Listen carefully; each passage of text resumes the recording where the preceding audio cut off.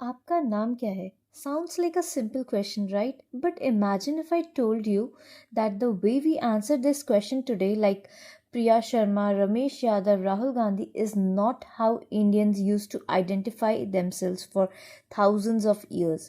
ये जो surname system है, ये असली में एक कॉलोनियल इन्वेंशन है, ब्रिटिश राज का दिया हुआ गिफ्ट जो हमने अपना लिया है और अब तक छोड़ नहीं पाए। नमस्ते दोस्तों, आज हम बात करने वाले हैं एक ऐसे ट्रुथ की जो आपकी आइडेंटिटी से डायरेक्टली जुड़ा हुआ है। आपका सरनेम, वो लास्ट नेम जो हर डॉक्यूमेंट, फॉर्म और आईडी कार्ड पर लिखना पड़ता है। क्या आपने कभी सोचा है ये ट्रेडिशन कहाँ से आया? अगर आपको लगता है ये तो हमारी पुरानी संस्कृति का पार्ट है, तो होल्ड ऑन, आज का वीडियो शायद आपके नज़रिए को हमेशा के लिए बदल दे।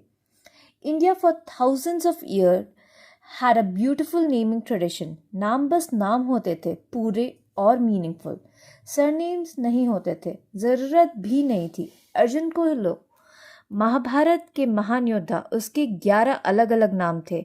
धनंजय, सव्यसाची, पार्थ, हर एक उसके किसी क्वालिटी या काम का रिफ्लेक्शन था। पर did he have a fixed surname? No. भगवान राम को कभी राघव बोला गया, कभी दशरथी, कभी जानकी वल्लभ, सिचुएशन के हिसाब से, लेकिन ये सब एपिथेट द सरनेम्स नहीं थे।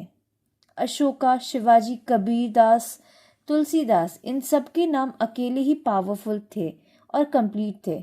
कोई शर्मा, वर्मा, भोसले जोड़ने की ज़रूरत ही नहीं थी। फिर आए अंग्रेज़, उनको नाम से नहीं रिकॉर्ड कीपिंग से प्यार था। ब्रिटिश ब्यूरोक्रेट्स चाहते थे कि हर आदमी को एक फाइल बना सके। उनके लिए first name last name format easy था, जैसे John Smith, Edward brown. So they asked Indians, what's your family name? और हमने कहा हम तो बस राजू है या गोपी या Radha. And British said no no, we need more. What caste, what family, what village, write it down. ये फॉर्म फिलिंग से लेकर सेंसस तक सब जगह सरनेम की डिमांड होने लगी।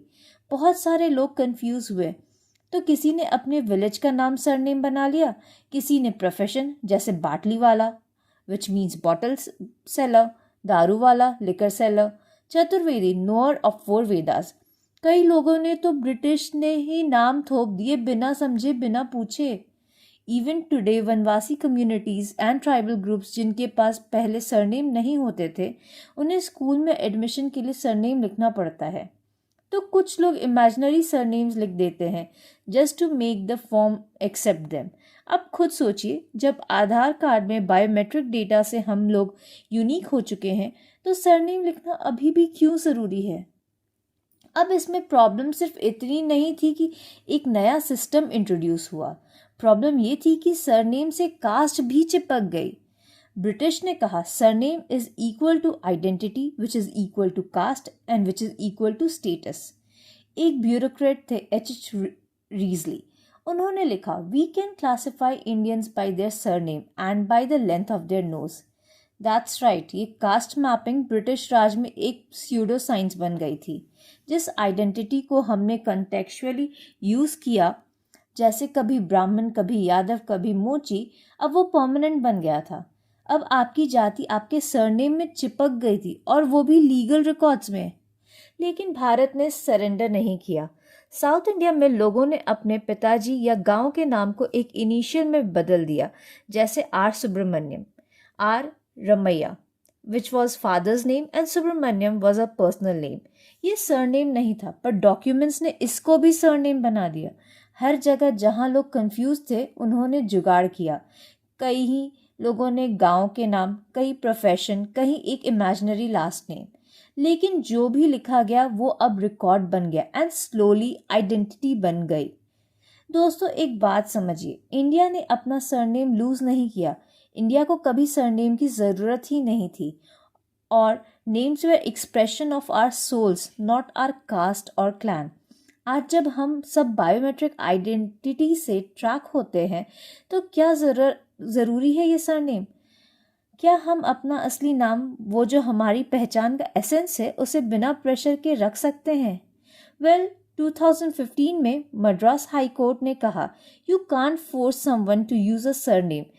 तब से कुछ होप जागी है, पर सिस्टम अभी भी पुराना है।